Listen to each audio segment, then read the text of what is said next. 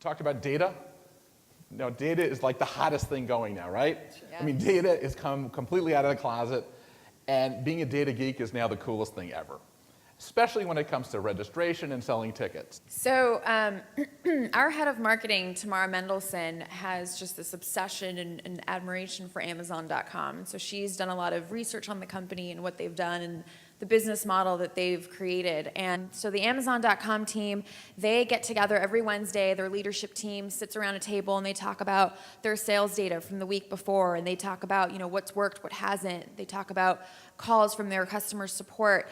And I think, you know, if you can get yourself into that same discipline and that same mindset of just, you know, just tracking and seeing what's worked and what hasn't. And, you know, you might think, well, I'm an event planner. What do I have to do with a company like Amazon, or how does my business relate to Amazon? Well, if you are a nonprofit or if you are selling tickets online, essentially you are similar to an online retailer. We've ticketed hundreds and thousands of events, and so we have been lucky enough to kind of look at the data from all of that and extract some interesting findings. And so what you're looking at here is the average life cycle of the ticketing process. And so everything that you see on the x-axis represents a week, and then on the 6th week is when the event actually occurred.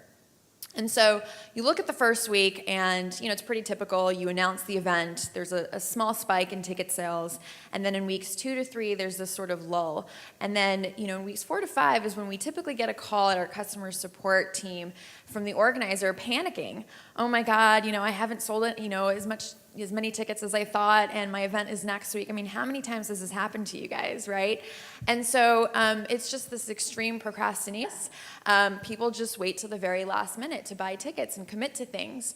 And then of course you see in weeks 5 to 6, that's when you see the big spike. So if you do nothing, you'll probably see this very predictable life cycle in your ticket sales. One of the things we had a conference we did with Eventbrite called Elevate.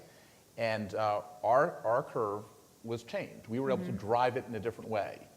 And the way we did that was an early bird process in the beginning, because usually what happens is that curve happens, and you want to kill yourself, right?